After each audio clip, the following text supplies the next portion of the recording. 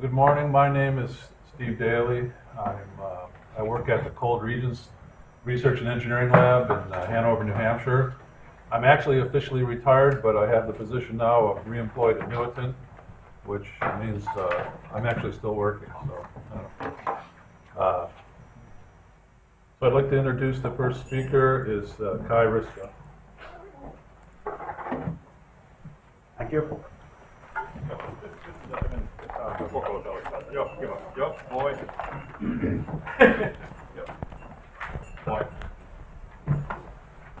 All right. Good morning, everybody. John actually suggested that I speak about ice edge failure, and I actually then called it ice edge failure process because I think that it is important to see this as a process. And actually then I added then the ice pressure modeling because those two things go, in my opinion, hand in hand. The models for ice pressure and the ice edge failure process. My plan is actually here now to go through different experiments and see what we have learned from these different experiments. I have selected, well, some of you might be disappointed, but I think I have selected the most significant experiments here in order to increase the knowledge about ice edge failure process. I don't really repeat them, but anyway, I try to highlight what we have learned from each of the experiments, and then after that I switch over to the ice pressure models a little bit and comment. Finally, I comment on what in my opinion is missing and what we know. Those two things I hope to highlight. Here is a picture. I come back to this picture, but this is a tug. There's a bow and you see tires there, and this is the very bow. And ice was surprisingly clear. There was no snow on ice, and this was something like 20-25 centimeters thick. So I think that here you see very clearly what happens in ice edge contact. So there's crushed ice coming out, and it is significant that this is crushed ice. You can't see any chunks of ice really coming out from the contact. Then you see, well, the photo is, this has been copied several times. Antti Joensuu took this photo, by the way. But anyway, then you see the circumferential cracks, and then there are some radial cracks sort of forming. You can't see any bending yet here, but I think that you could anticipate some bending flow over there. Anyway, this is what we try to model here. That's my task. And then I start these tests, and the first test series, what I mention here are the ice pressure measurements on board icebreaker Sisu in 77-78. The measurements were continued up to 1983, and there were more gauging and all that, and there was more information coming, but not pertaining really to ice pressure. This is the first time, to my knowledge, that ice pressure was measured directly. This actually is usually 77, so this was the same time as some people started to realize that the Kortsavin equation multipliers were higher than 1. So the ice pressure value is more than uniaxial compressive strength. The problem for the scientist here was actually that what is uniaxial compressive strength? That was actually my first task as 77 to find the reliable values for compressive strength. And it was a very difficult task because I think it was Bob Frederiking who realized that the better you prepare the samples, the higher strength you get. So, and I think that it's not really a material value, the compressive strength as such. So, and Kortsavin equation relates ice pressure to compressive strength. So, and if compressive strength is not a material value, we are in trouble. Anyway, the people at this time said that the ice compressive strength was something like, well, we measured it in the Baltic and got the highest value. The vertical one was 4 megapascals. So this was sort of a reference value we had in mind when we measured the ice pressure. This ice pressure actually is a gauge like this. This is from inside, you see the frames and stringers, And it is actually, we strengthened the whole area and then put a cylinder, and then we measured the outer plate deflection versus the cylinder versus a stiff area sort of. So it was, and the diameter here was 10 centimeters roughly. So that was what we did.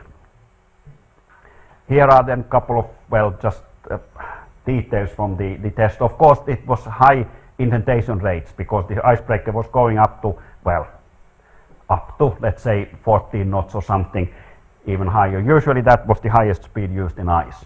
And diameter I mentioned, and it's based on midpoint deflection of plating. So we had a lot of problems in calibrating the gauges. And actually we calibrated them to a wrong case in the end. I'll come back to that, why we did that. But anyway, the Northern Baltic, and we also measured the local structural response, which was also important. I'll come back to that also. Ice thickness is up to 80 centimeters at sea that winter. And then this was the result. So as you see, this is the pressure value. So the highest pressure we measured in the first winter was roughly 9 megapascals, which was immediately a surprise because, I mean, we expected something comparable to compressive strength, and this is now, well, we measured the compressive strength of ice, and I said vertical one was 4 megapascals, so this is more than 2 times that. At the same time, there were some indentation tests done, Michel and Toussaint and some others, and they also started to realize that there is, in Kortsovin equation, the factors are more than 1. Well, up to 3 was the understanding at that time. I come back to this also. The other thing what was surprising here was that you see the date. So the highest pressures were measured late in the season. We were very surprised. We started a bit early, late in the season, as you see the starting point 24th of February only. So we couldn't start in the beginning of the season.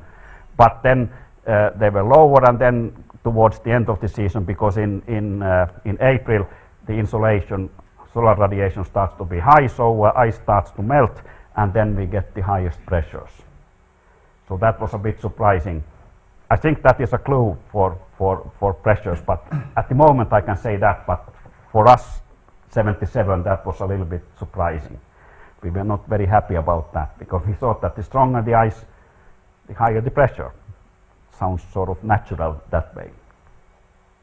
We did, that was the first time also that just this in bypassing, we did some statistical analysis and we noticed that the Gumbel, or actually extreme value distribution type 1, fits quite nicely. You could say that this is curving a little bit, so type 3 might be the better distribution at the moment, you might say. But this is statistics, and this is actually beside the point, a little bit beside the point here. One thing what then was observed here is that when we then put together the pressure measured and the response of the icebreaker, they didn't match. So we were wondering that what is wrong? Why don't the structural response and pressure measured match? So then we came actually finally into the realization, or you could say an opinion, because there are some people who dispute this strongly. but anyway, then that the plating, because plating bends under the ice pressure, so then the pressure on the plating is less. That is like an elastic foundation, this kind of stiffened structure on elastic foundation. So, and then we made some calculations, and when we had the triangular pressure, this is the maximum pressure, and that then matches then the pressures measured. So the uniform pressure we couldn't get up to this 9 megapascals. So anyway, this is something we thought that the pressure looks like. That was actually then baked into the Finnish-Swedish ice class rules as a constant of 0.75 for the plate pressures. But we then later on, this is actually together with Jota Ruuto and Jukka Tuhkuri, we did some calculations and modeling of this kind of stiffened plating on a Winkler foundation. Perhaps I shouldn't go through this equation. This is just a normal equation coming from this kind of foundation theory, and then we can develop that into a continuous value continuous shape of the pressure. We have to assume certain load height. That is of course something we have to assume, but then that comes in hand with the average pressure, which is also an empirical value. And then I jump to one of the next test series I speak, but this was tests at NRC done by Jukka, and here some of the tests were with different panel, and here you see that these are the points, and they match roughly with the foundation stiffness of 2 giganewtons per cubic meter. So this K is 0 means that uniform pressure. So then uniform pressure doesn't really explain, so we have some sort of foundation effect. Whether the model is correct or not is a question, but uniform pressure is not the case anyway. That's sort of a fact from these tests. Then the second test series I want to describe are the pendulum test at Arctech Ottawa in 78. That was actually inspired, I think that it was partly inspired by our SISU measurements. So Canadians wanted to have something of their own, and then they did this kind of pendulum tests. Quite ambitious tests, actually. These were. Sorry that some of the figures I produce are not really very good. I have the original report, but it's in my archive in Finland. So I did this presentation in Paris. So I found some of the results from this. But anyway, they had a pendulum, quite large piece of ice here, and a pendulum. So typical was that the tests, the indentation speeds, initial indentation speed at least, because the pendulum stopped. So the indentation speed of course varied from this 5.6 meters per second up to 0 of course. And quite large samples also were produced. They used saline ice, and temperature was, temperature was minus 10 if I remember correctly. The cold room was kept at minus 10. And then this was the first time this kind of small pressure sensors were used. So they used small pressure sensors. This is the pressure sensor, and the sensing element has a 1-inch diameter. So very, very small. Then the results. So, and now sorry that they are not in very good shape. So this is the maximum pressure, and you see that the maximum pressure measured was sort of up to 40 megapascals. So that was really a surprise to everybody that we get that high pressures, because before that we measured with SISU, we measured 8-9 megapascals, and now they get 40 megapascals. In retrospect, of course, it is clear if we have a pressure area relationship and all that, so this is clear, but at this point this was very, very surprising for the people that they measure this kind of local, very high local pressures. Sorry that the figures, I took them from POAC 1983 presentation they made, so quality wasn't good. But then that was sort of it was very surprising, and then when they measured also the total force, there was difficulties in putting together the total force and the high pressure measured. So they actually had different types of scenarios, what would be the total pressure on the contact area, and this is sort of putting an envelope on the maxima, then shaping it a little bit, and then using these kind of peaks where they measured it. But all of these, even this one, exaggregates underestimates the load by a factor of 1.5. So again, in retrospect, we can say that the pressure is more peaked than this one. And there's the simultaneity of the peaks is a question. I come back to that also, that because they are so quick, these peaks, that it's by eye it is very difficult to see them really varying. Then the third test series after this was what we did actually with Antti Joensuu in a laboratory. So we crushed ice, we shaped ice two ways, I mean these two edges, but this type and this time, and we used relatively, at the moment we know that they were relatively high indentation speed, 5 centimeters per second up to 15 centimeters per second. So at the moment we know that they are quite high. At that point we were a bit unhappy because we were naval architects and we wanted to have meters per second indentation speeds, but we couldn't, hydraulic system couldn't really give us that. We had also, this was pre-tactile sensors testing, so we had this kind of plate, PVDF, polyvinyl, D something, I can't remember, but anyway, pressure sensitive plate which has sort of different size of pressure sensors, and that was what we had. Well, we had sea ice, this was Baltic ice, but transported from the northern Baltic to Helsinki, and I think that it was very, salinity has gone, so it was very low salinity, temperature around -10, well, indentation speed I mentioned, and then we measured local pressures and also the total force in 2 dimensions, so we had the frictional force also. Anyway, pressures, well, you see here one pressure sensor, element 20, which is one of the small ones, if I remember correctly, this one, and so pressures up to almost 30 megapascals. So very similar to what was measured in Arctic, so this is not a surprise really. Some force time histories, forces look like this. At one point force went up because the contact area increased because of the shape of the samples, and at some point then there was a major failure. So actually the test was not very reliable after the major failure, because then the major crack formed and the piece was, well, of irregular shape. That was the case. So this beginning part is what we were mostly interested in. A triangular shape is clear, and that is clear in all of these edge indentation tests actually, what will follow. In this test we then first time, I would say, observed that its ice contact is actually concentrating on a line-like feature. I call it line-like, and this is an edge of the ice which stopped the test after a small indentation.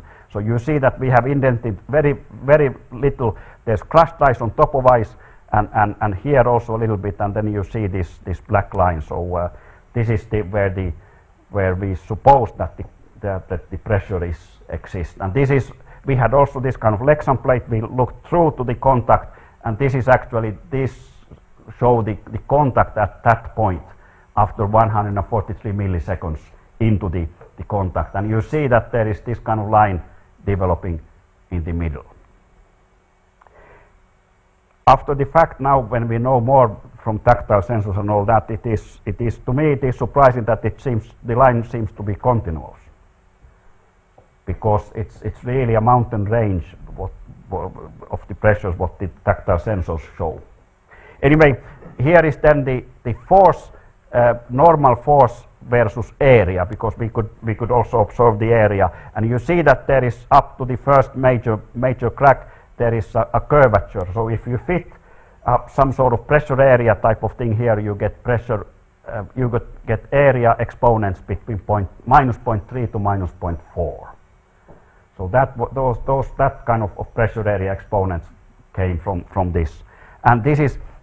There has been a bit of discussion whether there is a process pressure area relationship and then the pressure area relationship based on the maximum pressures. I think Bob Gagnon will speak about those a bit more later on today. But anyway, there is a bit, and some people have said that there is actually the pressure area, so the area exponent in the process pressure area relationship is positive. Some people have said that sort of, and it's a bit surprising to me, but our tests anyway do not support that, because we get this negative pressure area exponent anyways, and up to -0.4.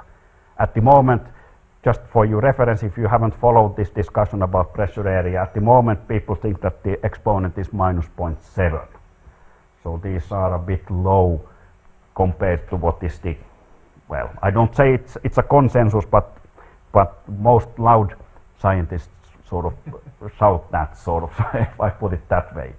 So anyway, Then we wanted to see that whether this is just a laboratory artifact, this localized pressure, and we actually put a window on an icebreaker. So this is from outside the icebreaker. There is a window and Lexan plate. This is from inside, and then we put the pressure-sensitive plate next to the window, and then of course we had high-speed photography sort of from inside to see if we really catch this localized contact, and then this plate if we can measure it also. The pressure-sensitive film eroded. There was abrasion to ice, and after let's say 10 impacts or something, it was gone, the pressure plate. But of course the window continued. This is just inside from the icebreaker where we put the window. We had a lot of difficulties, by the way, ballasting the ship so that this actually catches the ice edge. There was lots of pitch and heave, and it took a long time, but anyway, finally then we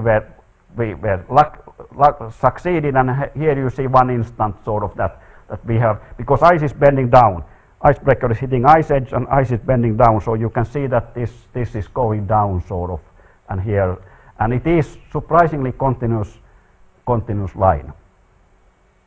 To me anyway, that was a surprise. Of course we were very happy that we can observe the same thing in nature. Ice, well, indentation speeds were quite high, several, well, I can't remember, up to 10 knots, I think 5 meters per second, and ice was relatively warm. It was not really very cold days we made the measurements.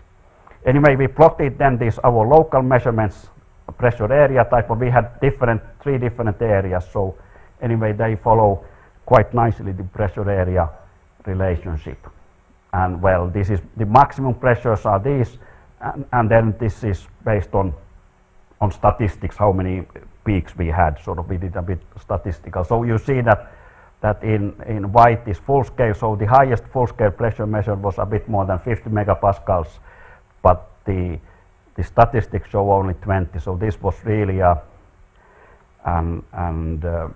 maverick sort of something migrating out from the herd.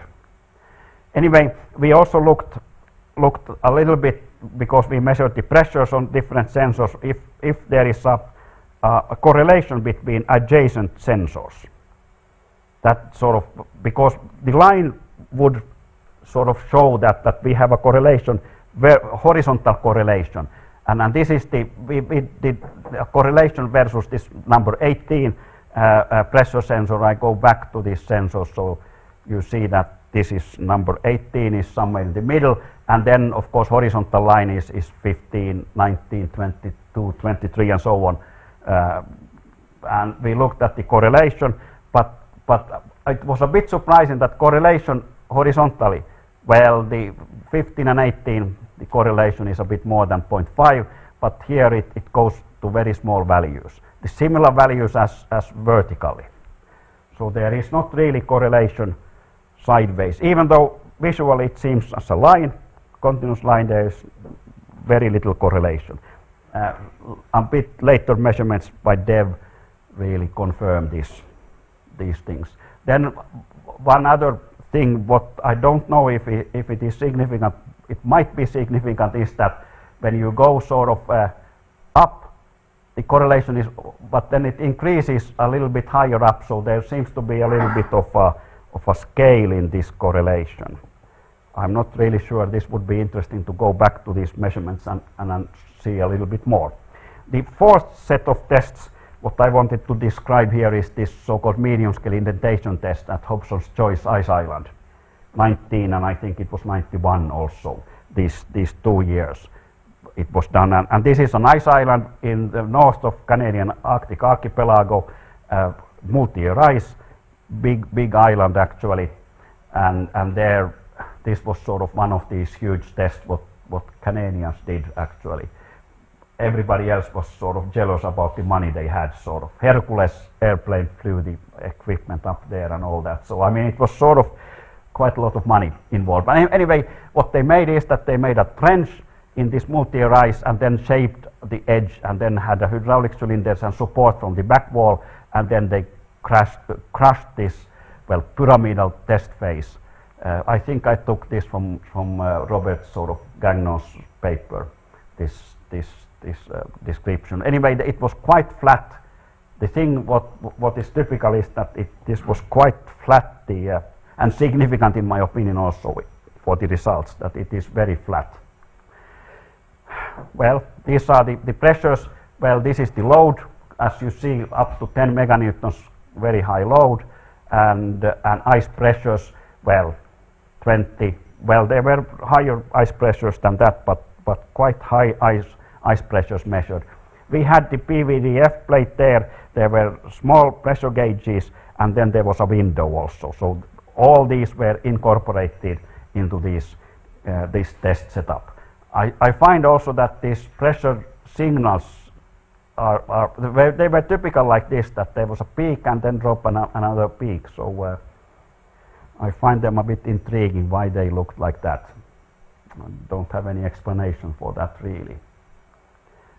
Then this is one of the results, that this is the edge. This is roughly 1 meter times 1 meter, and we see that after the test that there is this kind of, what I again would call, of course I would call it sort of a line-like thing, and here you see the pressure gauges, window, and the PVDF plate, sort of what was used to observe these. And here this is from Bob's paper, that I mean, this really sounds like spalling, that this line-like feature is created by spalling. And it's typical that the line, as also in our test, the line actually goes to the edges, the corners of the nominal contact area. So if they go to corners, then that means that spalling is, well, like Bob actually here depicts. So this is typical in these tests. Some people have, after this, have made this kind of test where they have used round contact areas. And I think that is really, you're asking for trouble if you do that, because there is no apparent sort of shape in that kind of thing. So then if there is this kind of spalling, it must be quite variable. So it changes this way and that way, because there's no preferred direction in a round contact area. So the results are far less easy to interpret, and this is what has come out of those tests, that it is very difficult to interpret these kind of those results. Pressure area, final area. This is now final area, and so this is not the process one, but again pressure area. So everybody is happy that there is a pressure area relationship here. So this is clear. The fifth test series then after this, and this is the last test series before the tactile sensors, and I think that this is the test series made best of all of these, because a lot of care was paid for to sample preparation. I said that the compressive strength is not a material function, but it is a function of how you prepare the samples. So here a lot of care was taken to prepare the samples, and also the setup was taught very thoroughly. It was just before the tactile sensors, so I think tactile sensors have changed our idea, but this was just before that. Jukka did these tests at NRC in Ottawa '93, and this is the setup. They were also flexible and I guess rigid also plates, and ice was pushed against the plate. Actually, that was the test setup, and then this ice was shaped like this, sharp edge, and yeah, I come back to this. The indentation speeds were up to 55 centimeters per second, which was sort of a happy thing, because at the moment we think that something happens at 3 centimeters per second. So this was quite nice in that way. Sample size was, well, relatively small, if you say that. Freshwater ice at -10, and there was also a gap introduced sort of here, because this is a close-up. So this ice was pushed against the plate, and there is a support plate is here, so there was a gap when this was moving up. If the gap D is large, then crushed ice is coming out sort of unhindered, but but when the gap is smaller, there is some effect on the crushed ice coming out from that. And this is actually the effect that this is the pressure with large gap, and this is the small gap. So actually it gets quite far larger, or flatter, what I should say, the contact area. So the gap has an effect, and then I think we can conclude that the way crushed ice goes out has an effect also on the contact. But at the moment there is not much knowledge about that really. Jukka also did calculations, boundary element calculations about the crack paths and so on. So what is surprising in retrospect to me is that they didn't really go to the free edge. That is something what many people say, that the cracks want to go to the free edge, but well, this edge, yeah, but this one, well, yeah, not really. There wasn't really magnetism on the free edge. I would say that they would go because many people drew if they speak about spalling, they think that they go up and then they hit either this one or at least this free edge. Well, these results do not suggest that. Jukka also looked a little bit on the beam, because beam was flexible. So what happens in flexible, and actually this flexibility explained quite nicely the ramp. So this ramp actually coincided with this total flexibility, where you have to take into account the ice deformation also. Not only the structure of the beam, but also the ice deformation, because ice, of course, elastic medium loaded will deform elastically. So I mean, there was of course a flexibility in ice also. So that is, anyway, you have to take that into account, the ice flexibility. That was shown in my studies of ramming actually very clearly also. So it's not a surprise. And Jukka then produced the first conceptual process model actually, I think, that for this, what happens here, sort of, so how the cracks go. Claude Daly then formalized this a little bit more. Claude didn't investigate this kind of fracture mechanics things. He did just a easy shear failure. But anyway, Claude then finalized these kind of studies. The sixth test series, what I wanted to tell is the so-called Joya test in Hokkaido, close to Monbetsu in northern Hokkaido. That was the first time. Well, it wasn't really the first time tactile sensors were used, because Dev Sodhi used tactile sensors just a little bit before this. But Dev was sort of invited to these tests, and they used tactile sensors. So, and of course, this then clarified a little bit what is the contact, what we think about the contact. So anyway, indentation speeds 0.33 and 30 millimeters per second. Level, it was sea ice, so it was level ice, edge indented. Ice thickness was 24 to 41 centimeters, and it was quite wide. Well, they varied the width, but I think that the widest thing was 6 meters wide in the tests. So Japanese put also quite a lot of money into these kind of tests. So I said that it is sea ice up to 6 parts per thousand salinity, -3, well, air temperature -3. Bottom is of course at decreasing temperature. And local pressures measured with tactile sensors, and total force also measured. Here you see the force traces, 0.33 and 30 millimeters per second. So you see that the low indentation is quite smooth, and then this starts to look at this kind of irregular. So you might think that you might describe this as a brittle fracture, and this is as a ductile. You're tempted to do that anyway, based on the force signals. Then if we look at these force signals a bit more in detail, so you can see the tactile sensors tell that the low indentation rate gives a very relatively high contact pressure. So it is the contact pressure covers almost the whole height of the ice.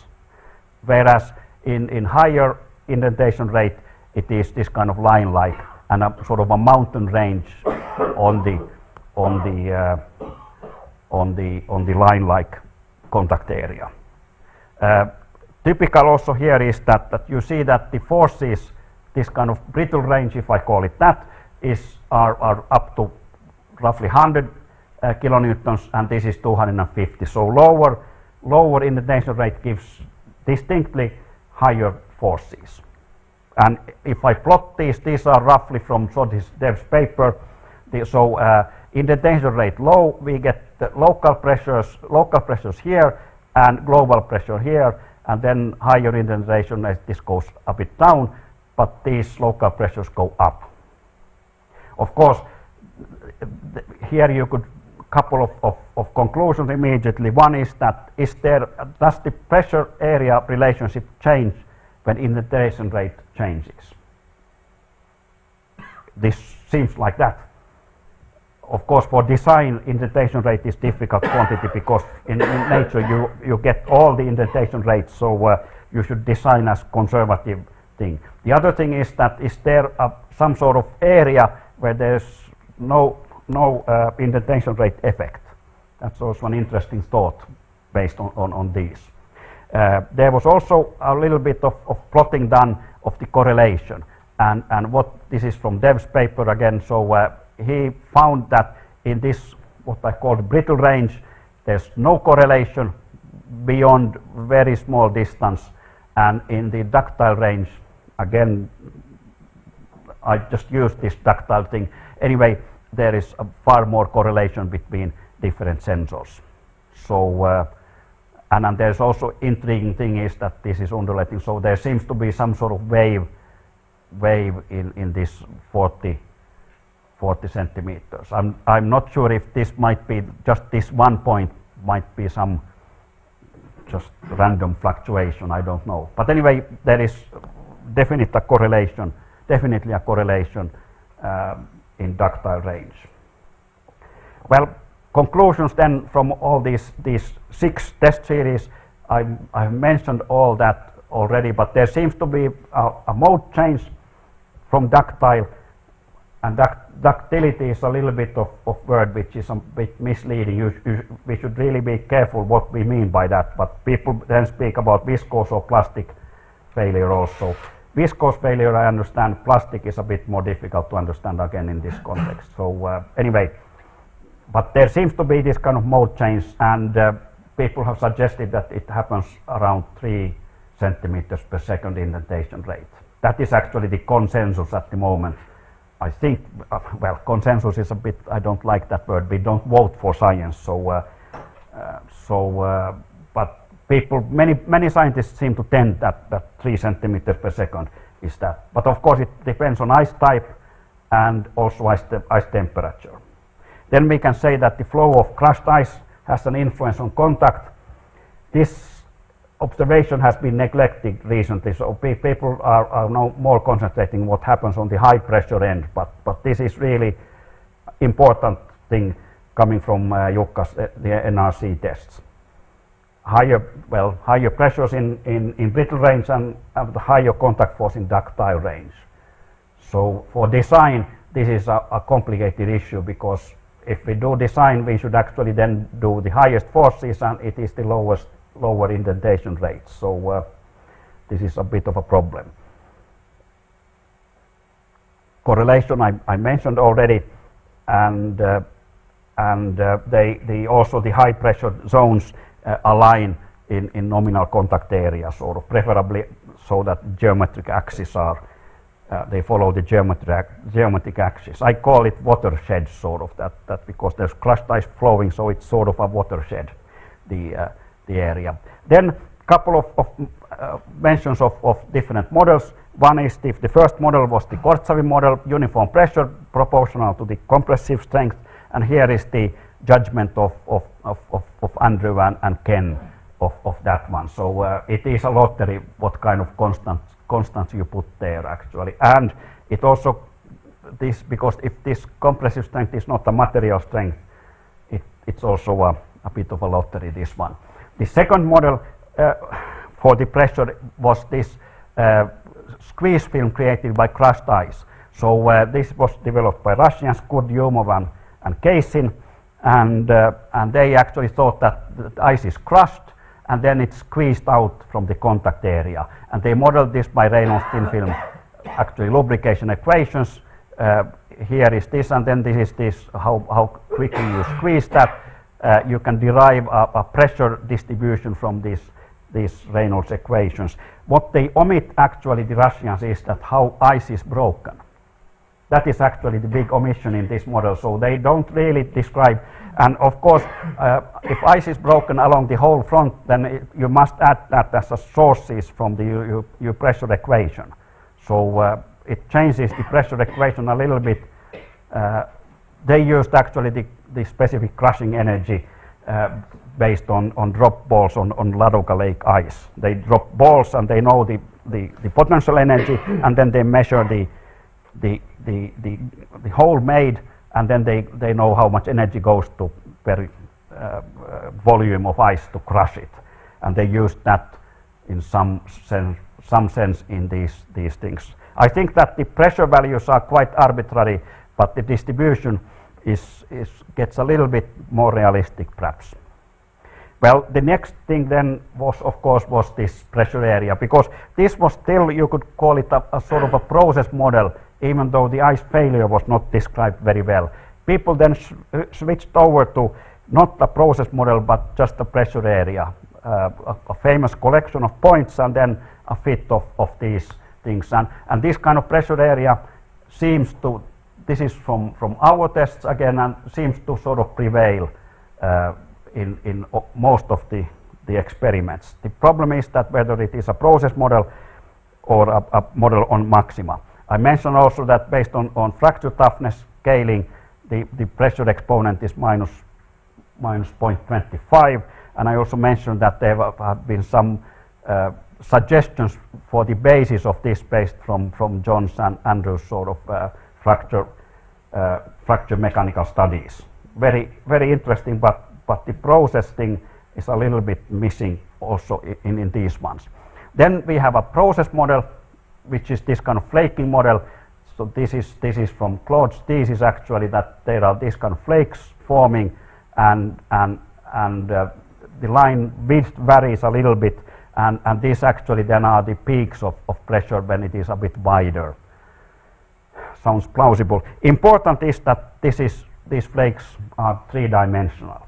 That is actually the most important thing here, because that is actually creating, I think, most of these effects, that it is three-dimensional. But if we make a thought experiment based on this kind of idea, that it is line-like, so and I repeat this, so if we think that this is the actually observed, and if we think that it is concentrated on the lines, and then it goes this way if there is a little bit of aspect ratio in the nominal contact area.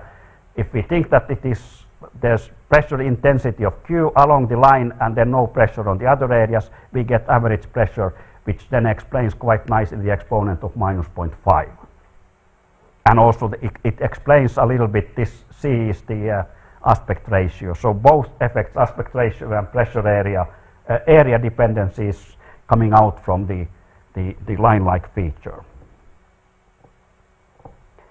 You might say that this is wishful thinking, that okay, this might show it, but I just present it to you, and everybody can judge itself. If we do also a thought experiment, we say that we measure this kind of contact, and we use gauges which have different active area, because the pressure area usually is based on a gauge area, not a nominal area or anything, gauge area. So then if we plot these different things, we get actually this kind of, so the first one is almost within the high pressure area there, but then it goes, and then it asymptotically it closes to this minus 0.5 asymptote.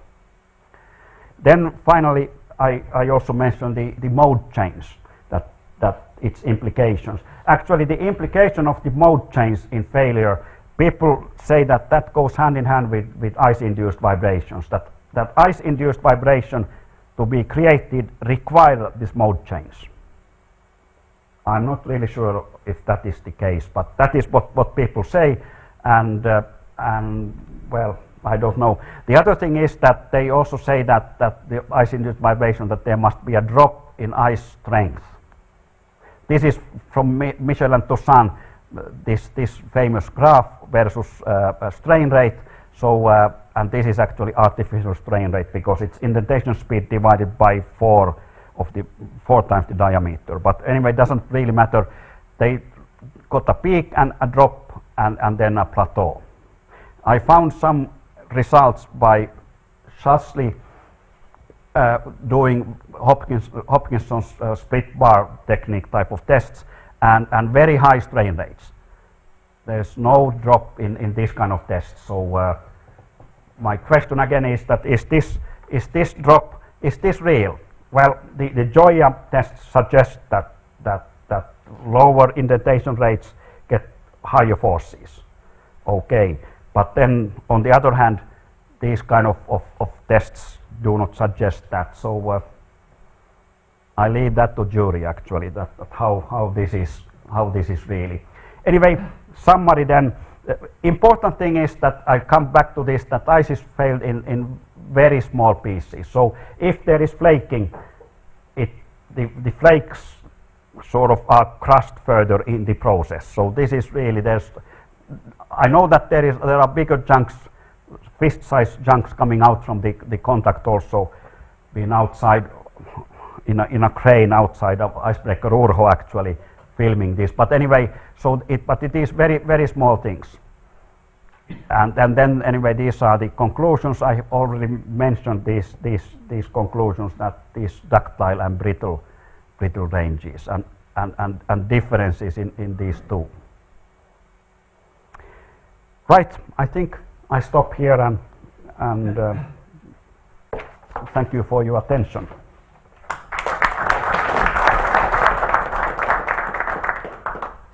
Thank you very much. Any questions? No?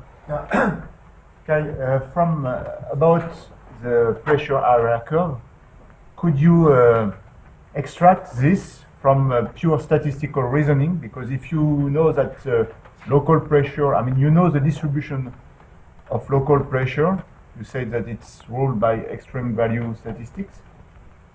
And so if you have this, and if you also assume that you have very, very small correlation, spatial correlation between those pressure spots, as you increase the area of your system, you should also have a dependence on the average pressure, but also on the maximum pressure. Did you try that, or? No, but I know that some other people have sort of had this kind of models. I think non-simultaneity is the thing, sort of, that they are non. So you can create this. Yes, actually, this is one of them. That's why I actually put this explanation of this, that if it is concentrated on the line, the result is the pressure area curve. But I'm not saying that this is the only explanation. We observed that the pressure is concentrated on this kind of line-like thing. That is an observation in higher indentation speeds. But it's also important that along the line it is non-simultaneous failure. So it's a mountain range, and yep, that kind of explanation. Now I think that there are, now I can't remember the authors, but there has been studies like that done for the pressure area. Yep. In all those tests, did people take the thin section to see the grain structures? Jukka did thin sections. Jukka can answer that better than I do, but Jukka did thin sections. I didn't include them in, and Bob can say that there were in medium scale, there was also thin sections there, but in the first some of the tests they weren't. So in 2 tests, and I think Joya test they did also thin sections. Jukka is nodding. So in the last 3 sets there were thin sections done, but they didn't. I looked through some of them and well, didn't tell much to me. Let's put it that way. So because you mentioned that the more careful you prepare the sample, the higher the strength. I'm just directly thinking that must have to do with how the ice grains are structured. Yeah, but that is, the observation is from Griffith, for example, that he did, because it is the surface cracks. Griffith said that it's the tiny surface cracks which initiate the cracks. So, and those you can't really see. So, I mean, thin sections, can you really get these from thin sections? Because they are not really that big.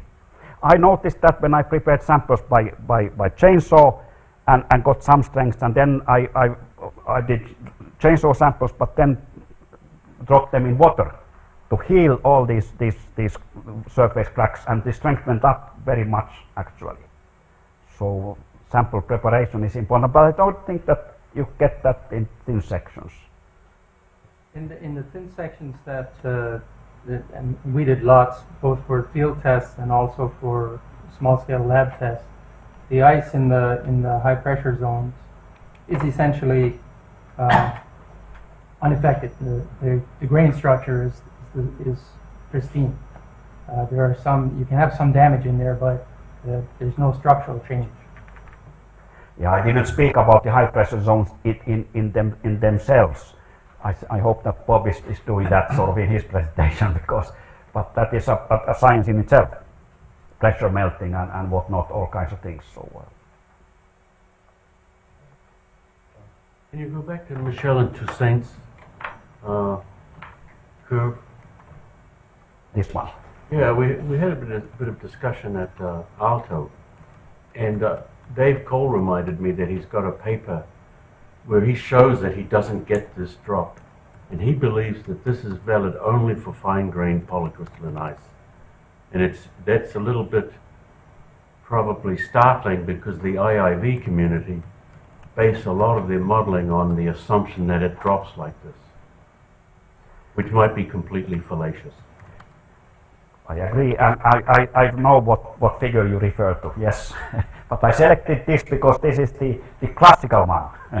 So I selected this, but yeah, no. And Jukka did actually test in his indentation test. He varied I think that it was all columnar grained ice, but he varied where the columns pointed, and also the crystal structure that way. The direction had an influence on the contact, a definite influence. I didn't again speak about that. I wanted to, as I'm an engineer, I wanted to keep this simple, sort of. So. I can slightly add on that, and then the vibrations, because so I belong to that group who doesn't believe in that slope coming down, but the structural vibrations with ice, we get it if the force drops with strain rate, not strength, but the force on the structure. So it may be that there have been kind of two concepts a little bit mixed up.